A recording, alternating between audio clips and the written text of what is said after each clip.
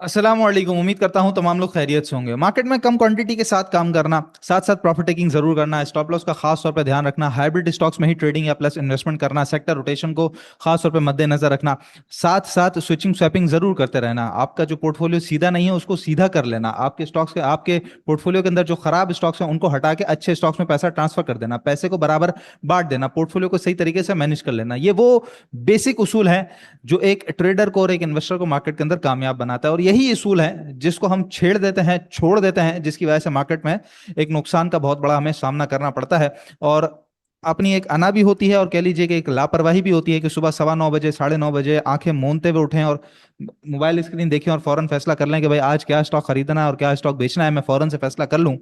तो इतनी आसानी अगर मार्केट होती तो दुनिया के तमाम कारोबार, ये जो लोग बड़े बड़ी इंडस्ट्रीज खोल के बैठे हुए होते हैं और अच्छे खासे जो पैसा लगा के बैठे होते हैं और काम कर रहे होते हैं सालों से, वो सब बंद करते हैं और स्टॉक मार्केट में इसी तरीके से काम करते हैं कि बड़ा आसान है, सुबह सुबह 9 बजे जागना है, मार्केट से कुछ 15-20 मिनट पहले या बिल्कुल मार्केट खुल जाए उसी वक्त ही, और उसके बाद फैसला कर लेना है नींद में जागते हुए फौरन से ही।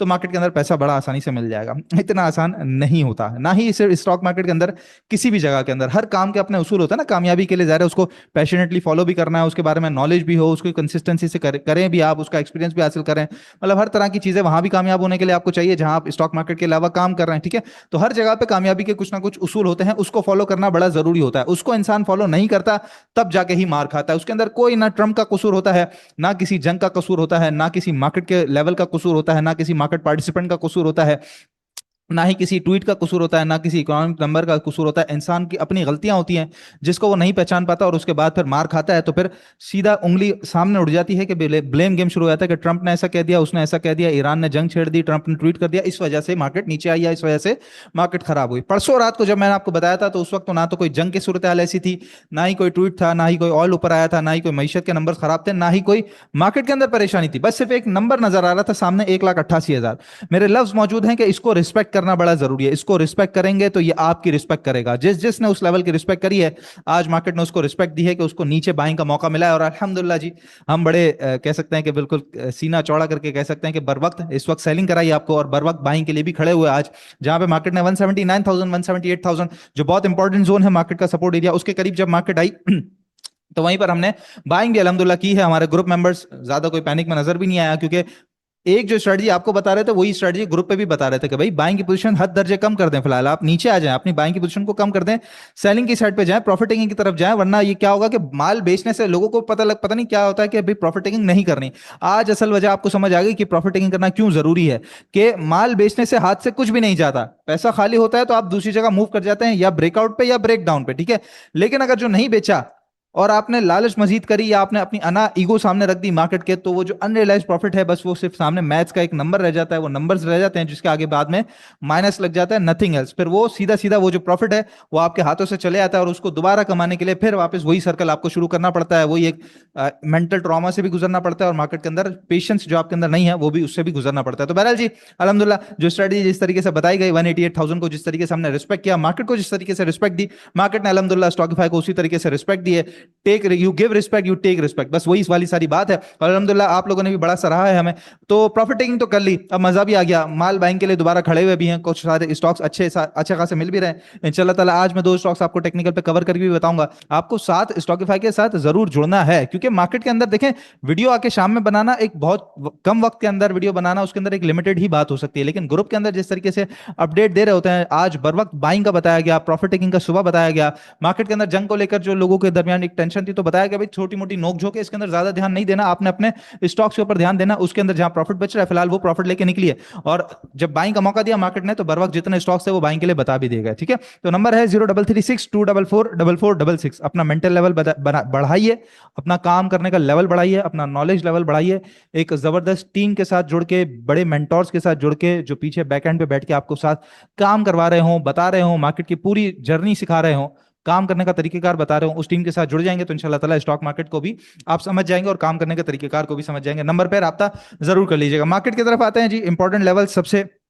अभी इस वक्त आपके ध्यान में यही चल रहा होगा कि क्या कल भी इसी तरीके से कंटिन्यू होगा। तो फिलहाल तो देखिए जी, ये कॉन्फ्लुएंस जोन 188,000 का लेवल परसों रात को ही बता दिया गया था आपको वीडियो में पीएस एक्सपर्ट्स के अंदर कि आपने अगले 2 दिन क्या स्ट्रेटजी रखनी है। तो पिछले दिन भी मार्केट जो है वो करीबन हमने देखा कि 1200 पॉइंट नीचे आई, और आज करीबन को 4,600 पॉइंट, 4,500 पॉइंट मार्केट नीचे आई है। तो करीबन 6,500 पॉइंट, ऑलमोस्ट 5,500 पॉइंट मार्केट 2 दिन के अंदर नीचे आ चुकी है। अच्छा, एक विक यहाँ पे नजर आती है और एक चैनल की सिचुएशन यहाँ पे बन रही है, जहाँ पे टॉप और बॉटम के करीब करीब ट्रेड करते करते थोड़ा सा कुछ ऊपर गई मार्केट, रेजिस्टेंस से वापस पलटी है, तो बिल्कुल बॉटम पे ही है चैनल के। अच्छा, इंपॉर्टेंट लेवल अब भी मौजूद है, जिस तरह सपोर्ट जोन आपको बताया गया था, ये नीचे 178,000 का, 177,000 का 177,800, 178,000, 179,000, ये पूरा जो आपका देख रहे हैं काफी सारी जो कैंडल्स मौजूद है, ये पूरा आपका सपोर्ट जोन है। तो इस वक्त तक जब तक मार्केट खड़ी हुई है कोई प्रॉब्लम वाली बात नहीं है। जो ही 178,000 मार्केट तोड़ के नीचे अगर क्लोजिंग दे देती है खासतौर पे, तो फिर वो हमारा स्टॉप लॉस हिट हो जाएगा।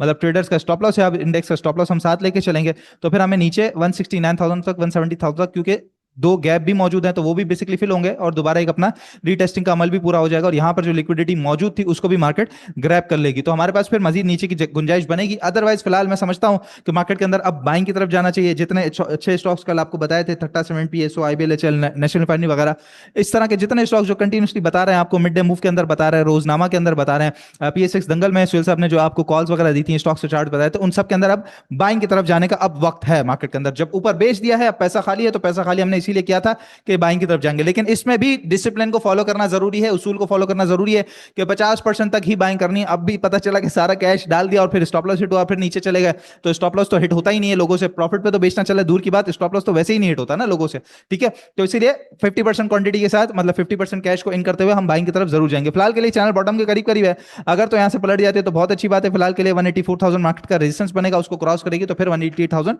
अल्टीमेट टारगेट, दोबारा हम इसी तरीके से मार्केट को लेकर चलेंगे। कोई किसी किस्म की प्रॉब्लम वाली बात नहीं है, जंग को लेकर हो या फिर दीगर हालात को लेकर हो, बस आपने जो इस वक्त गलतियां कर दी हैं उसको मद्देनजर रखेंगे, उसको पहचान लेंगे, अपनी मिस्टेक्स को रेक्टिफाई कर लेंगे, तो इंशाल्लाह मार्केट आपको दोबारा मौका देगी। ऑयल की सिचुएशन यहाँ पे थोड़ी सी तेज नजर आती है, अभी जस्ट ना उसने 75.84, ऑलमोस्ट $76 का हाई लगा दिया है, जहां कल तक आप कह लीजिए कि $68-69 पर ट्रेड कर रहा था, अभी इस वक्त $76 के करीब करीब ट्रेड कर रहा है। लेकिन बेयरिश डाइवर्जेंस बन चुकी है, जहां पे अगर आप कैंडल्स को देखें तो यहां से ऊपर जाती हुई आपको नजर आएगी, लेकिन यहाँ पे जब आरएसआई को देखते हैं तो आरएसआई ऊपर से नीचे है, तो फिलहाल बेयरिश डाइवर्जेंस भी बनी हुई है और वॉल्यूम्स ठीक ही है, एक छोटा मोटा झटका लगा है ऊपर तक। अगर तो ये $72 से नीचे, $73 से नीचे आ गया तो इंशाल्लाह ताला सेफ जोन में रहेंगे। अदरवाइज यहाँ पे अभी जो इनिशियल रेजिस्टेंस एरिया है वो $77 का है, और फिर मोस्ट प्रोबेबली अगर यहाँ पे टकरा गया तो फिर ये 73 से $77 इस रेंज में आपको नॉर्मल तरीके से ट्रेडिंग करता हुआ ऑयल फिर नजर आएगा, जहां पर फिर ये जो बेयरिश डाइवर्जेंस है ये फिर रिजॉल्व होगी। उसके बाद फिर हम देखते हैं कि नेक्स्ट सिचुएशन क्या बनेगी। फिलहाल के लिए डाइवर्जेंस इसके अंदर मौजूद है। आज का फीपी लिपि भी देख लेते हैं जरा, आज की क्या सिचुएशन रही है मार्केट के अंदर। तो नेट बायर है फॉरेन कॉर्पोरेट्स $2.22 मिलियन का, जहां पे सबसे बड़ी बाइंग हमें सीमेंट के अंदर नजर आती है, और इसके अलावा फिर अदर्स में कुछ बाइंग है और फिर बैंक्स में नजर आई। तो सीमेंट के अंदर अच्छा खासा काम फॉरेनर्स की तरफ से हुआ है। इसके अलावा इंडिविजुअल्स $1.58 मिलियन का सेलर है। तो अगर हम देखें पोजीशन तो ठीक ही नजर आती है, जहां पे बहुत कोई खास सेलिंग नजर नहीं आती सीमेंट के अंदर, और कुछ जो है वो अदर्स के अंदर बड़ी सेलिंग है। अदरवाइज बायर्स ही आपको अक्रॉस द बोर्ड नजर आ रहे हैं, बाकी दीगर अगर सेक्टर वाइज आप पोजीशन देखते हैं तो। इसके अलावा बहुत बड़ा बायर है आज का बैंक्स, जिसमें $6.23 मिलियन की तो सिर्फ और सिर्फ डेट मार्केट के अंदर बाइंग है, तो इसको फिलहाल अगर हम इग्नोर करें तो यहाँ पे अगर हम देखें तो अक्रॉस द बोर्ड इनकी बाइंग नजर आती है हमें सीमेंट के अंदर, इसके अलावा ईएनपी के अंदर, बैंक्स के अंदर, बड़े बड़े जितने हैवी वेटेज हैं उन सब के अंदर यहाँ पे बैंक्स की तरफ से बाइंग हमें नजर आई है। बाकी सामने फंड जो है वो सेलर है, और ये भी डेट मार्केट में बहुत बड़ा सेलर है, तो इसको इग्नोर अगर हम करें तो इसके बावजूद भी सेलिंग हमें नजर आती है। ईएनपी सेक्टर के अंदर बड़ी सेलिंग है, सीमेंट में बड़ी सेलिंग है, तो बैंक्स के अंदर बड़ी सेलिंग है। तो यहाँ पे जो सेल किया गया वो सामने बायर मौजूद था, और इसके अलावा इंश्योरेंस भी कुछ यहाँ पे हमें नेट बायर यहाँ पे नजर आया, और छोटी छोटी छोटी छोटी बाइंग सब तरफ आपको नजर आ रही है। तो स्मार्ट मनी जिस तरीके से फॉलो कर रहा है आपके सामने है, बैंक्स और इंश्योरेंस बहुत बड़ा बायर है, और म्यूचुअल फंड के अंदर तो होता ही पब्लिक का पैसा है, तो पब्लिक ज़ाहिर पैनिक करती है। इस तरह की जब सिचुएशन, जब मार्केट एक फ्री फॉल का शिकार हो जाती है ना, एक लेवल को जब रिस्पेक्ट नहीं करते और फिर मार्केट गिरती है और बेचने का मौका नहीं देती, तो फिर वो जबरदस्ती बेचते हैं। तो वही जबरदस्ती बेचने वाली सूरत में हम यहाँ पे नीचे बाहर खड़े होते हैं, ठीक है। तो ये सूरत हाल हमें फीपीली पे नजर आती है। बाकी जहां तक बात रही खबरों की, तो एसजी पावर डिस्ट्रीब्यूशन एग्रीमेंट के अंदर एंटर हो चुका है लैब लिंक के साथ, जो कि एक जापानीज कंपनी है, और इसके साथ मिलकर ये डिस्ट्रीब्यूशन करेगा हॉस्पिटल प्रोडक्ट्स की, मेडिकल प्रोडक्ट्स की पाकिस्तान के अंदर। तो अब ये पूरा का पूरा ट्रांजिशन कर चुका है हेल्थ केयर सेक्टर के अंदर, फार्मा सेक्टर के अंदर। इसके अलावा फार्मा सिटी फार्मा जो है उसके रिलेटेड एक और खबर है कि रीट का डीमर्जर प्लान इसने अप्रूव कर दिया है, जहां पे रीट को डीमर्ज करके अपने ही एक सब्सिडरी के अंदर ये अपनी दो सब्सिडरी के अंदर सॉरी अपनी दो सब्सिडरी के अंदर ये मर्ज करने जा रहा है। तो इस तरह की एक सिचुएशन है, आगे जाके इसने कुछ रीट वगैरह शायद लॉन्च भी करना है, तो ये एक उसको लेकर ही डेवलपिंग स्टोरी है। साथ औरंगजेब साहब की एससीसीपी के साथ जो है वो मीटिंग हुई है, विजिट किया एससीसीपी उन्होंने, और कैपिटल मार्केट फंड को लेकर जो सपोर्ट है उसको भी सराहा गया है कि जो फंड बनाया गया था आज से कुछ वक्त पहले ही, तो उसको सराहा गया, जिसकी वजह से हम कहते हैं कि पाकिस्तान के अंदर जो पीएसएक्स है उसके अंदर 2.5 मिलियन जो लोग हैं वो यहाँ पर आएंगे। तो ये एक अच्छा इनिशिएटिव जो एससीसीपी ने लिया है उसको सराहते हुए ये काम किया गया है, जो कि इंशाल्लाह ताला आप आने वाले कुछ सालों के अंदर पीएसएक्स को इसी तरीके से मजीद ग्रो होता हुआ देखेंगे। तो अगर आपने अपने आप को भी ग्रो करना है ना मार्केट के साथ, तो इसीलिए मैं बता रहा हूँ 0336244466 एक अच्छे मेंटोर का, अच्छे एडवाइजर का, अच्छी टीम का, अच्छे लोगों का आपके साथ जुड़ना बड़ा जरूरी है, ताकि मार्केट में आपका सफर कंटिन्यू चलता रहे, एक मशरूम की तरह ना हो कि बस आए और चले गए। पता भी नहीं है कि मार्केट भी आपको नहीं पहचान सके और आप भी मार्केट को नहीं पहचान सके, इसलिए मार्केट को पहचानना बड़ा जरूरी है, अपने आप को पहचानना बड़ा जरूरी है। इसीलिए जो रास्ता मिलेगा पहचानने का वो यहीं से मिलेगा, जरिया आपके लिए स्विंग विद स्टॉकफाई ग्रुप ही है। इसके अलावा जो सऊदी अरब है उस को साथ मिला के डेवलपमेंट जो आ रही है वो इन्वेस्टमेंट को लेकर दोबारा से शुरू हो चुकी है, और हम बारहा ये खबर देख चुके हैं कि भाई पाकिस्तान का पास जो कर्जा है सऊदी अरब का उसको हम इन्वेस्टमेंट में तब्दील कर दें, कहीं ना कहीं कुछ स्टेक दे दें, कहीं ना कहीं कोई सेक्टर दे दें, इस तरीके की बातचीत दोबारा से शुरू हो गई है। तो लेट्स सी आने वाले दिनों में इसको लेकर क्या डेवलपमेंट होती है। अगर हुआ तो ये इवेंचुअली पीएस6 के लिए भी अच्छा होगा, क्योंकि जो लिस्टेड सेक्टर्स हैं, लिस्टेड कंपनीज हैं, उनके अंदर भी ग्रोथ नजर आएगी हमें। माइनिंग सेक्टर हो गया, सीमेंट सेक्टर हो गया, फर्टिलाइजर सेक्टर हो गया, पावर सेक्टर हो गया, इस तरीके से इन सेक्टर्स के अंदर इन्वेस्टमेंट की बात आती रहती है सऊदी अरब की डेट को कवर करने के लिए। रिफाइनरी अपग्रेड प्रोजेक्ट अब कैबिनेट तक पहुंच चुका है, जो रिफाइनरी अपग्रेड पॉलिसी है वो कैबिनेट तक पहुंच चुकी है, और इसी वजह से हमने देखा है कि पिछले 2 दिन से और खासतौर पे आज जब मार्केट नेगेटिव थी तो पीआरएल, नेशनल रिफाइनरी, अटक रिफाइनरी, सिनर्जी वगैरह काफी तगड़ा परफॉर्म करते रहे। तो रिफाइनरी अपग्रेड पॉलिसी की बात दोबारा से आ चुकी है, तो अगर ये हो चुका और कैबिनेट से अप्रूव हो गया इंशाल्लाह ताला, तो रिफाइनरीज को अब यहां से आप फिर रुकता हुआ नहीं देखेंगे। फिर वो ट्रेडिंग का सिलसिला, वो जो एक रिफाइनरीज का दौर होता था ना, जिन लोगों ने देखा उन लोगों ने देखा है, खासतौर पे आफ्टर कोविड नेशनल रिफाइनरी को जो लोग 600 रुपए तक जिस स्पीड से जाता हुआ देखे, उनके जहन में अभी तक वो जो जो जो प्रोजेक्शन है उसकी वो नक्श है, जिस तरीके का वो चला था वो नक्श है अभी तक जहनों में लोगों के। तो वो फिर आप रुकता हुआ ऐसा नहीं देखेंगे, चाहे अटक रिफाइनरी को इन्वेस्टर्स के हाथ में ना आता हुआ देखें या फिर नेशनल रिफाइनरी को ट्रेडर्स के हाथ में ना आता हुआ देखें। बस होपफुली ये हो जाए, जो कि हो रहा है हो रहा है हो रहा है वाली बात है। तो अब ये मामला थोड़ा सा तूल पकड़ गया है होने की तरफ, तो इंशाल्लाह ताला ये बेहतर हो जाएगा। तो अल्हम्दुलिल्लाह जी, मार्केट को जिस तरीके से बताया गया, मार्केट को जिस तरीके से फॉलो किया गया हमने, मार्केट ने अल्हम्दुलिल्लाह उसी तरीके से हमें रिस्पेक्ट बख्शी है। बस आपने भी मार्केट को उसी तरीके से रिस्पेक्ट देनी है, तो मार्केट इंशाल्लाह ताला आपको भी रिस्पेक्ट देगी और आपको पैसा बनाने का बड़ा जबरदस्त किस्म का मौका देगी।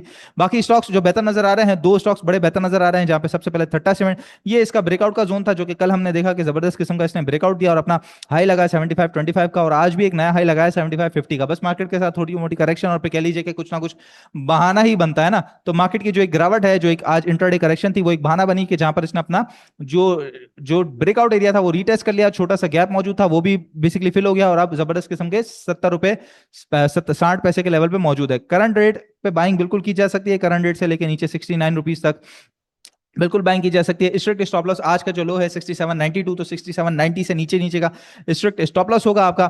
टारगेट एरिया, पहला टारगेट एरिया यही नजर आता है 7250, जहां पे पहले भी टकरा के जा चुका था, उससे पहले भी टकरा के नीचे जा चुका था, तो पहले इसी को हम जो है वो टारगेट मान के चलेंगे। उसके बाद जो अगला टारगेट है वो 75 रुपए 50 पैसे, और फिर उसके बाद तो अगले टारगेट मजीद भी नजर आते हैं। इंपॉर्टेंट चीज इसके अंदर यह है कि MA200 मूविंग एवरेज 200 इसको फिलहाल ये यहाँ पे क्रॉस कर चुका है। आप देख सकते हैं कि जो ब्रेकआउट था सिर्फ डाउन ट्रेंड का ब्रेकआउट नहीं था, ये जो मूविंग एवरेज 200 है इसको भी क्रॉस कर गया है, उसको सस्टेन कर गया और आज इसको रीटेस्ट भी कर लिया। ठीक है, एक बात, पहली बात ये हो गई।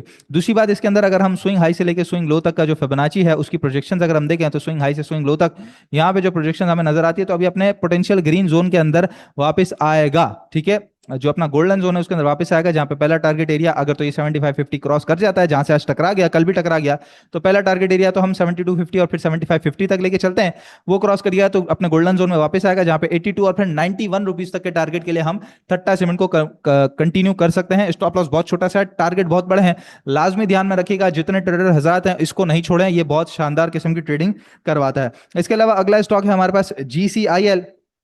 और ये इसका जी एक जबरदस्त किस्म का चैनल का बॉटम था, जहाँ पे बॉटम के बाद टॉप, टॉप लगने के बाद फिर ये बॉटम पे आया, यहाँ पे रेजिस्ट कर गया, बाहर चले गया था जब, तो रेजिस्ट किया फिर नीचे चले गया, फिर रेजिस्ट किया फिर नीचे चले गया, और अब हमने देखा कि पिछले दिनों कुछ ये जब वापस आया इसी चैनल के अंदर, तो इसने रीटेस्ट किया इस चैनल को, और उसके बाद फिर एक अपना हाई लगाया यहाँ पे इसने अपना 40 रुपीज का, ठीक है। उसके बाद अब जब नीचे आया तो ऑलमोस्ट कह लीजिए कि चैनल का बॉटम रीटेस्ट हो चुका है। आज का जो लो है वो है 35.11 का, तो 35 रुपीज से नीचे नीचे या 34.90 से नीचे नीचे का स्ट्रिक्ट स्टॉप लॉस रखेंगे कि फिर वो चैनल भी खराब हो जाएगा।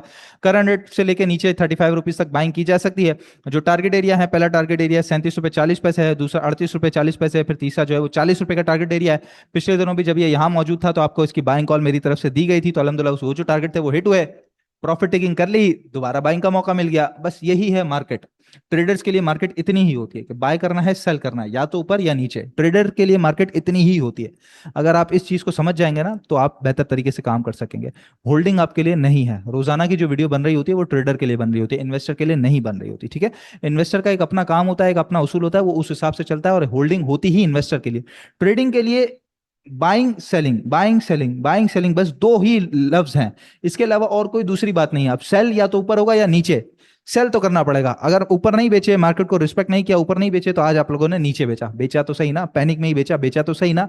तो बस पहले बेच देते इससे अच्छा। तो बस छोटी मोटी गलतियां हैं, अगर जैसे मैंने कहा कि उसको अगर आप रेक्टिफाई कर लेंगे, अपनी मिस्टेक्स को जान लेंगे, तो इंशाल्लाह ताला कोई प्रॉब्लम नहीं होगी। बाकी नहीं समझ आ रहा क्या करना है, तो सिर्फ एक ही डिसीजन है, कल भी बताया था आपको, वही ले लेंगे ना, तो वही उतना आपके लिए काफी है कि स्टॉकिफाई के साथ आपने जुड़ जाना है। नंबर है 0336244466। इंशाल्लाह नेक्स्ट वीडियो में आप लोगों से मुलाकात होगी। अपना बहुत ख्याल रखिएगा। अल्लाह हाफिज।